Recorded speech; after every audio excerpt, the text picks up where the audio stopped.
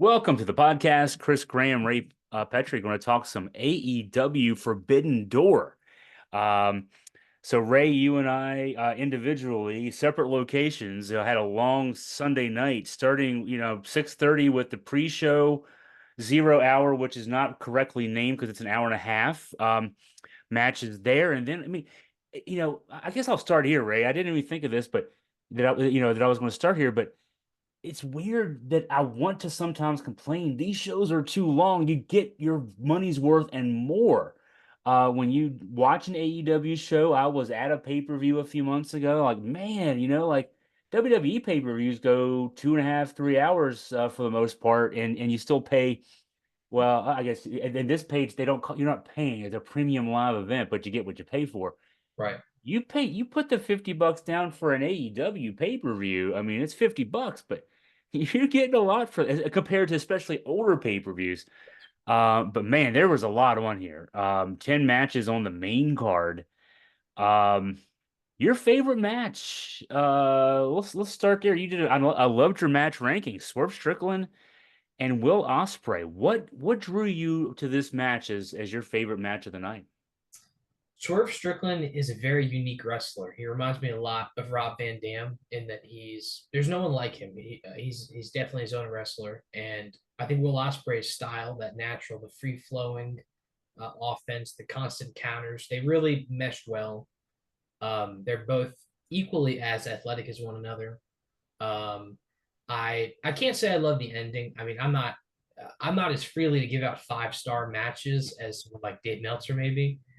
The ending was a little maybe too predictable, but in terms of the match, the sequences, how they built the match, the back and forth, it was very good match from both of them.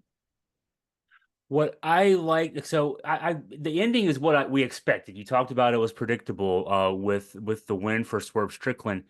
And going into the match, and as I'm watching the match, I had some people over watching it with me, and oh yeah, we know who's going to win.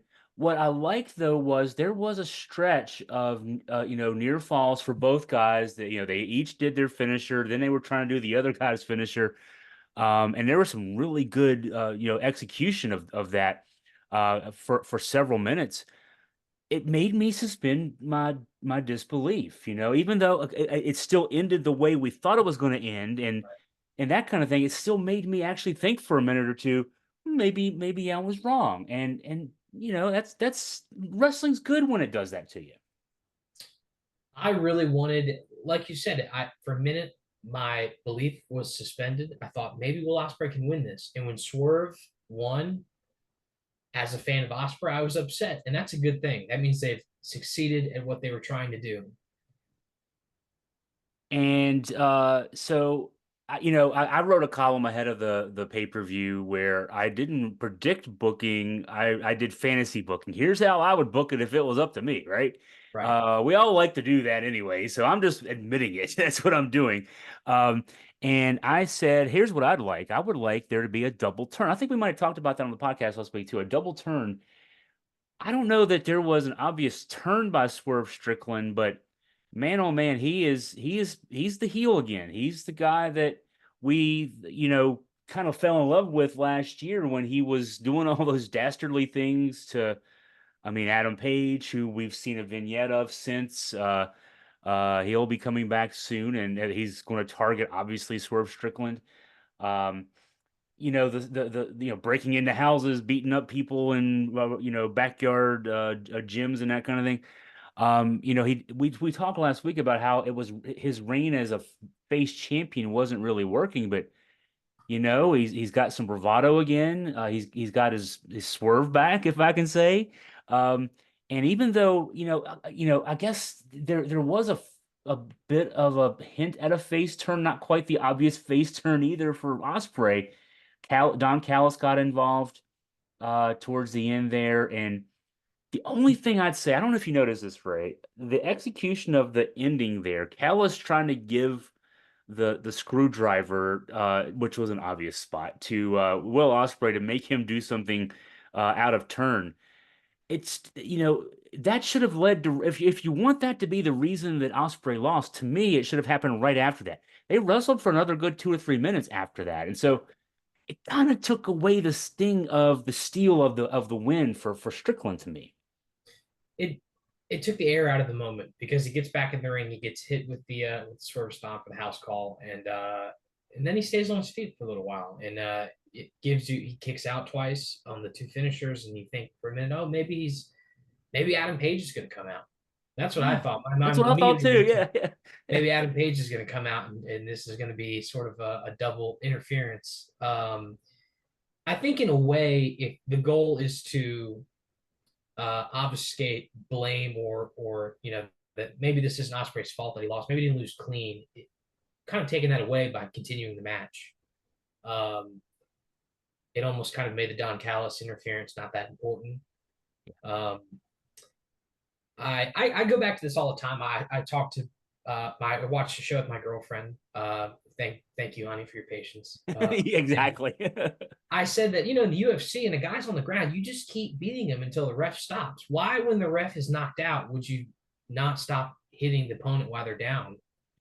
I think in a world where UFC is so prevalent, and that's obviously a thing where you just keep attacking until the ref stops you.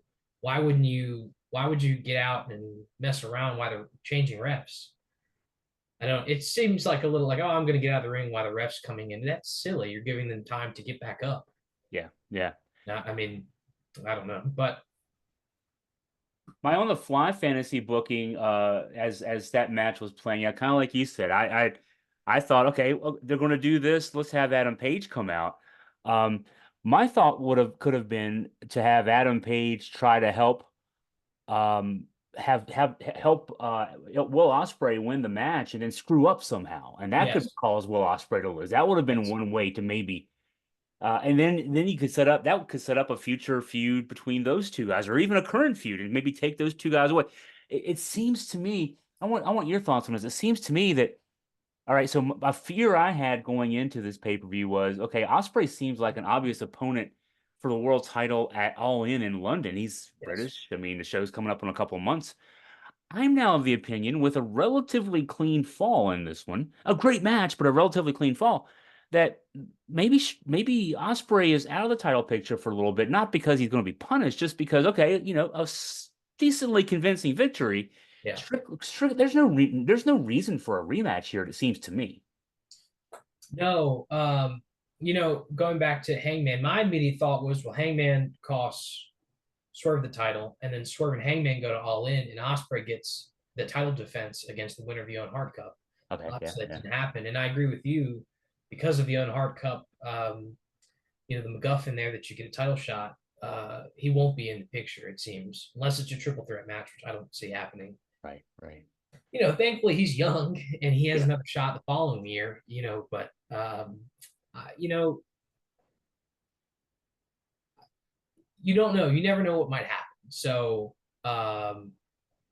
if I were Tony Khan, I would have put that title on him so he's there to defend it when that opportunity arises. But the other thing is tonight the wild card makes his debut against Jeff Jarrett, or tomorrow night. I'm sorry, on Dynamite. Maybe that's Hangman, and maybe Hangman wins the cup and goes on to wrestle Swerve.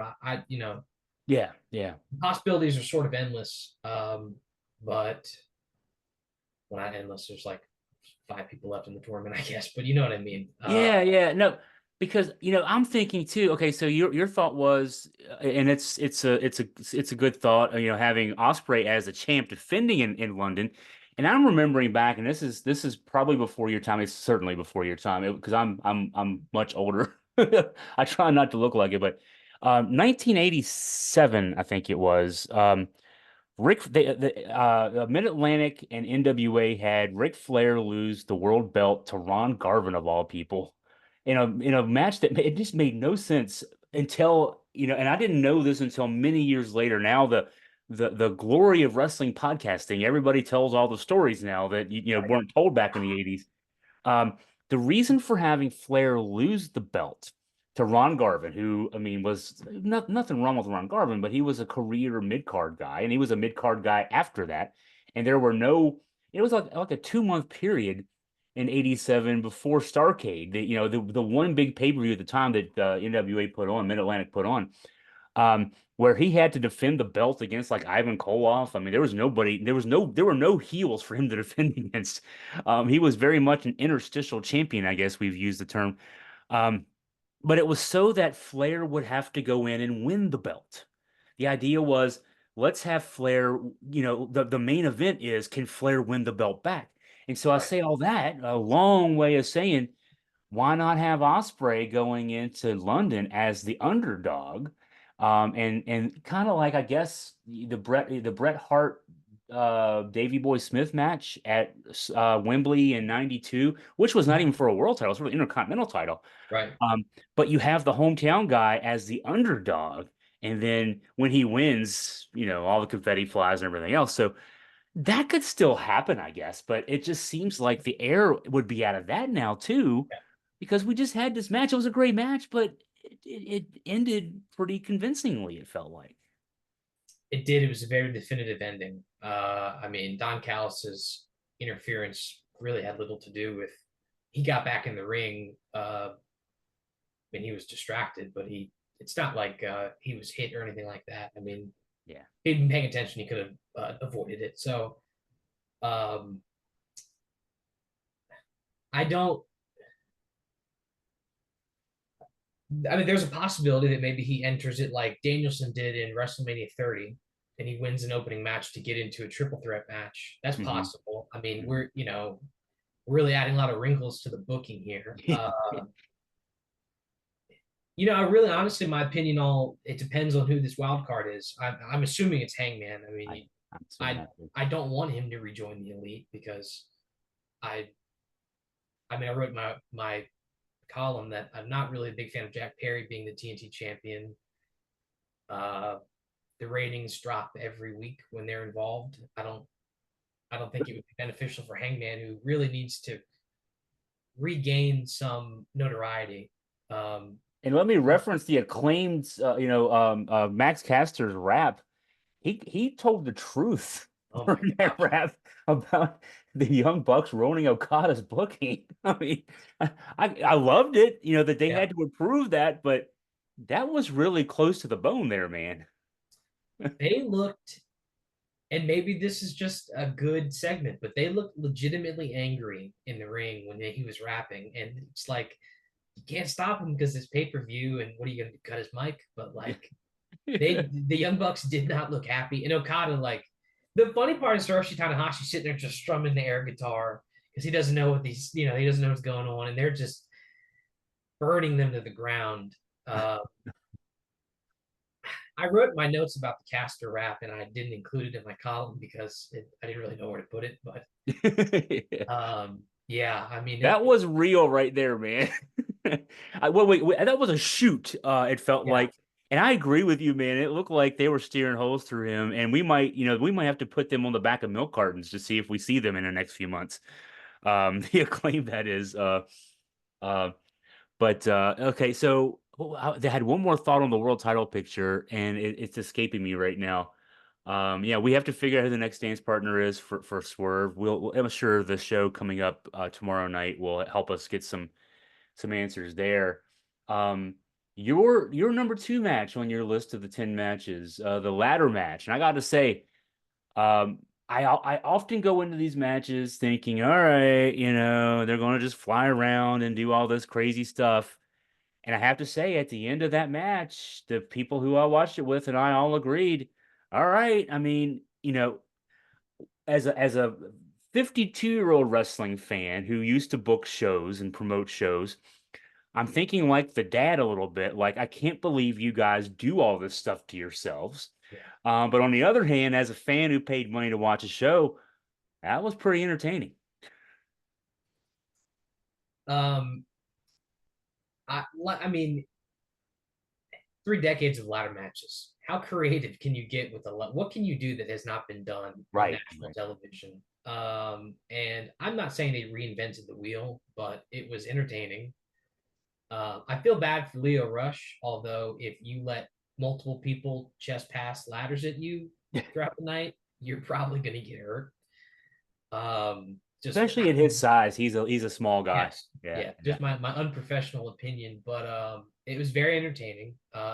I feel bad for Mark Briscoe and Konosuke Takeshita because they carried the brunt of that match and received nothing but probably pain, abject pain for it. Uh, the ending was predictable and unfortunate because Jack Perry did very little in the match in terms of put forth any effort, but it was entertaining. Um, Konosuke Takeshita's blue lager bomb on Phantasma through the two tables was beautiful. That it was like the move of the night. It that the tables exploded. It was incredible. Oh yeah, oh that well, yes, exactly. Yeah. And wasn't there a spot earlier in that match? I'm trying to remember who it was, but somebody was Briscoe maybe going off the steps, or no, he was off the top rope and did something where the table didn't break. Yes. Yeah. Um, and I think and that's what I was going to mention. That's the other thing I was going to mention when I couldn't remember what I was going to say about the title match. Just kind of looping that back in. That great spot with Swerve Stomp onto Ospreay onto the Spanish announce table, which also didn't break. Yeah. So they got those really chintzy ladders. I got to give them credit. I don't know where they even found those ladders. We were joking about that at my little watch party. Like, man, ladders are supposed to like actually hold people. Those things could barely hold anybody. They broke so good. Then those two tables exploded, as you said. Like I've not seen tables break that easily. That was Yeah. great. And then there were that one spot where it looked like a table out of a high school library that just it had to hurt everybody. It had to hurt Briscoe, and I can't think who was on the table. That had to hurt like crap. And then the Spanish announce table not going down either. I mean, that's Osprey, your multi-million-dollar talent, and Yeah. Strickland, your world champion. The prop people need to work a little better to be more consistent. They did great with the ladders, but those tables, you got to be a little better with those tables. The fortunate thing for Swerve is when he did that stomp on the announce table, he missed him, and Osprey jumped back to catch Yes. him, and he just barely hit his shoulders. And I can only imagine had he not caught him, he probably would have broke both of his ankles Oh yeah, on yeah. that table that didn't break. Yeah, I Uh, was screaming at the TV as he's getting ready to do that. Do not do this. You're going to break yeah, something. yeah, Um, that's now that's the official. I'm over the hill as far as being a wrestling fan. Don't do these things. They're going to hurt you. Um, but also from Tony Khan's standpoint, yeah, it's a great match. But I also want these guys to work next week. So, yeah, exactly. Yeah, yeah, but and I'm with you on the Jack Perry. Now I can see, I mean, on the flip side of Jack Perry, giving him a belt, he'll, whether it's go home heat, which I'm afraid it's going to be, yeah, or just heat because, you're the guy that ran off CM Punk, and now now they put a belt on you. I'm not sure if there might be not be much of a difference between those two levels of heat, but, no, um, seeing what he does with whatever the title reign is, I guess, is the next thing. And they'll throw some faces at him, and perhaps Darby Allin, whenever he gets recovered from his latest, car wreck of injuries, that might be some interesting matches between those two of the pillars as they've become known in AEW. Maybe that's the way to go. um, you're right. I mean, truthfully, it really depends on how the reign. You can't judge a reign until it's over. And I mean, it puts a baby face, maybe Darby Allin. That's actually a great idea. I hadn't considered yet, but it puts a baby face in a good position where they can beat a really uh, hated heel. I think he is that if there ever were one. Yeah, yeah. I mean, objectively, Jack Perry he's gotten better at talking. He's always been a good performer, but wrestling's not an objective art form. Um, it's uniquely subjective, and people hate him in a way that, like you said, I don't think is the kind of hatred he wants. So I don't know. We'll see. I would like the TNT title to be on someone who people want to watch, and I don't think people want to watch him. But like you said, I mean, it all depends on how they book his run, and I hope it's well.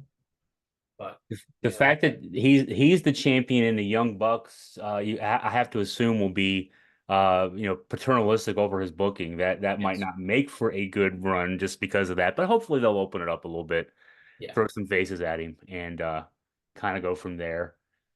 We had some the next two matches on your list were two that I liked really as well.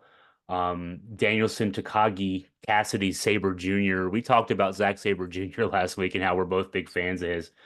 And I'll applaud Orange Cassidy one for flexibility. I mean, you have to you have to almost be double jointed to be able to wrestle Zack Sabre Jr. for any amount of time, and two for putting him over, for putting Zack Sabre Jr. over. I wasn't sure that we'd see that here, and so I was pleasant. That was one that's pleasantly surprised me. The only two New Japan wrestlers who won at this event were Naito and Zack Sabre Jr. And I'm happy for that because he has routinely lost on AEW and Ring of Honor programming in the blow-ups of these feuds that he's been in. And he's a phenomenal wrestler, like we talked about. We sang his praises, deservedly so. But I mean, that was a good match.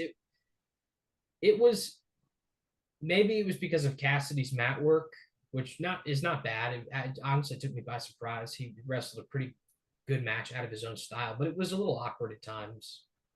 They did a lot of grappling, but it was standing, and Cassidy kept using like arm drags and things like that. But it was good. It was a good match, better than most on the show. And I'm happy Zack Sabre Jr. won. I'm happy whenever Zack Sabre Jr. wins. Um, I just can't. It would have been more interesting to see Zack Sabre Jr. wrestle maybe MJF than and to use his having him show up a week in advance and say, "Well, I'm wrestling Orange Cassidy," is a waste of his talent, of his very unique talent. That's the criticism that we can have in general of Forbidden Door. As great as the shows have been, three of them now, I mean, the matches are dream match quality. They seem to book them pretty well, and for the most part, they're laid out and executed well. It's that we don't get any build up or very little build up of the really good matches because of the nature of it. New Japan can't afford to send guys over here for a month to be able to do that. And it's just not the same when you're just filming vignettes in your respective countries. You got to at least be in the same ring a few times. And so the concept itself is tough. And we'll find out how it works on the flip side. During this show, something exciting was announced. We not only get Wrestle Kingdom, which as New Japan fans know, we get every year, January 4th, but now we get a January 5th pay-per-view with AEW, CMLL, New Japan Stardom, with another dynasty name. And I think you wrote it in your column, and I've seen it elsewhere too. So you mentioned only two New Japan performers, one on this show. Maybe when they have the home field advantage, the fortunes will be reversed a little bit when we get to Japan in January. It just seems within Forbidden Door and in business, New Japan is constantly taking losses to AEW. In terms of AEW taking a number of their top talent. I would love to see not only the results flipped, but I'd love to see an AEW show with New Japan's sensibilities. And I hope it's not just an AEW show on Japanese pay per view, or I don't know how it works in Japan exactly, but because we have New Japan World. But New Japan presents wrestling in a very different way, a very unique way, as a sport based Yeah, commodity. yeah. And I'd like to see some AEW wrestlers benefit from that. I guess Brian Danielson will be retired from full time wrestling by then, but guys like MJF maybe, although I don't know if he would do that, but um, it it can be very interesting. I just hope that New Japan recovers some of these losses, because it's unfortunate to see their guys go over and just get Tanahashi lost, um, Jeff Cobb lost on his side of the trios match. So Shingo Takagi lost. So I'd like to see some of these guys recover some wins. A couple people I'll mention going down the list of the matches here that really stood out to me. Stephanie Vacour, who she looked, I've only seen her through the presentation of AEW, so I have to admit that. So the first couple of matches that we saw leading up to the match with Mercedes Moné at the pay-per-view, I wasn't jumping up and down excited to see this match. The way she performed, the way she wrestled in that match, worked in that match with Mercedes Moné. She should be the next. I mean, I hate to say it, she should be the next target for Tony. Yeah. Um, she really stood out, and and of course the crowd. It was a New York crowd, so they were booing Mercedes Moné because of her Boston ties, and I think there's also a segment of there was there, that might have been what we were telling ourselves, but there's also a segment of AEW fans who already turned off on Mercedes Moné, and That's right. there may have been some of that in there too. But man, Stephanie Vacour really stepped up to the moment. She might have stepped up to the moment better than anybody on the night. She definitely made her presence known, and she's a woman who has a very distinct ring presence. She has charisma that even with the language barrier, just bleeds through the television screen. And that style of women's lucha libre wrestling is so hard hitting. It's it's a lot unlike American women's wrestling.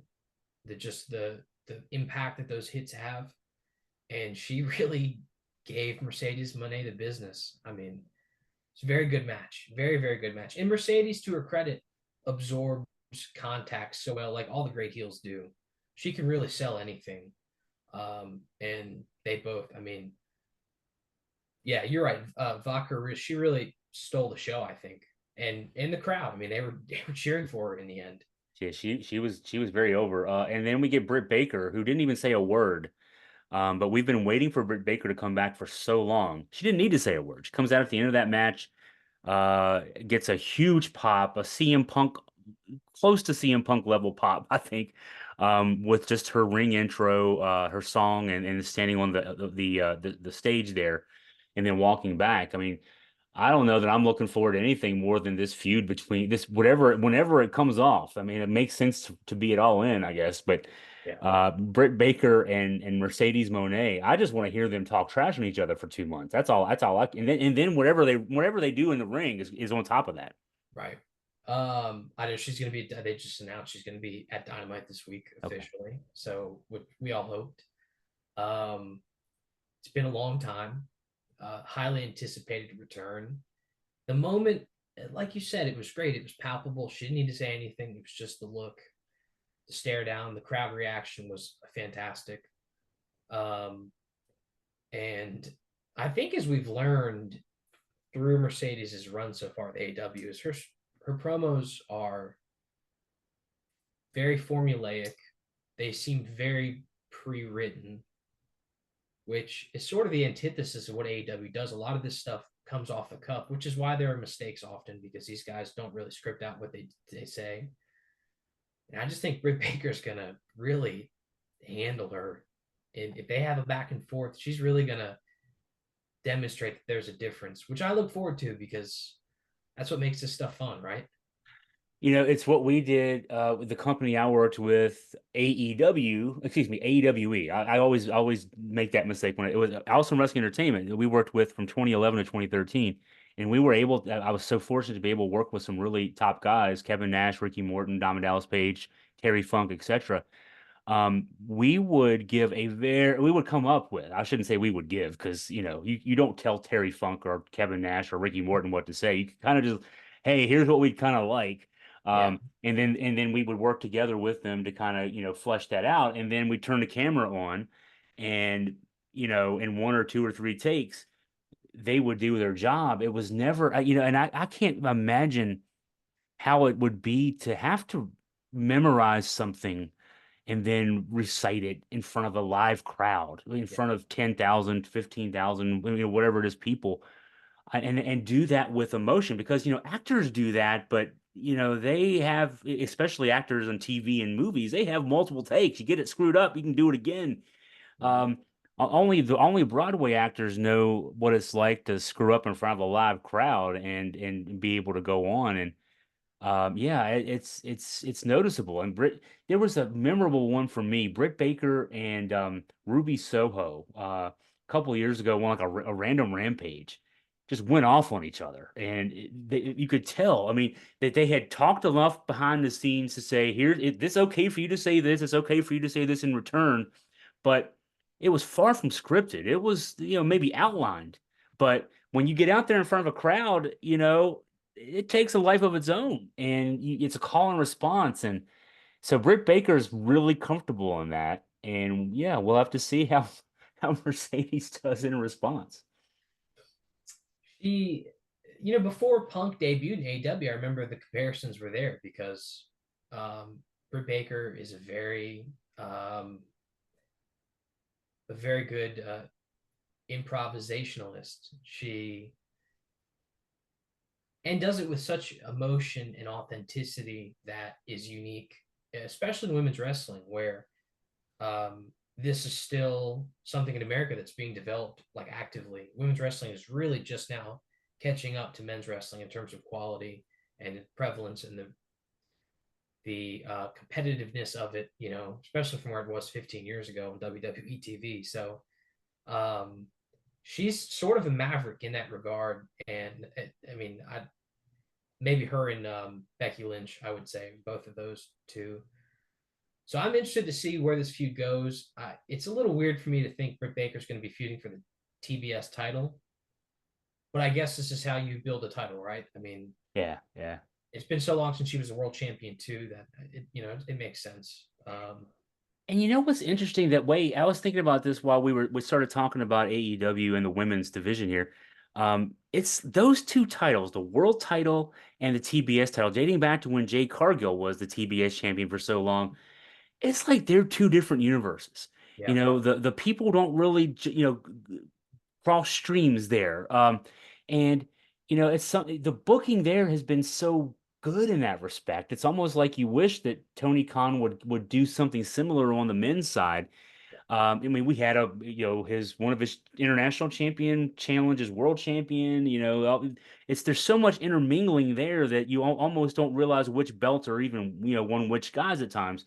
Whereas in the women's division, man, it's again, they're silos. I mean, they don't really cross wires there, and I like that. So even though it's quote unquote just the TBS title, it's as close to being equal as it can be, and in all of wrestling right now. And I'm thinking back to the good old days when WWF before they were WWE, when Randy Savage was the Intercontinental Champion for close to 2 years, and Hulk Hogan was the World Champion.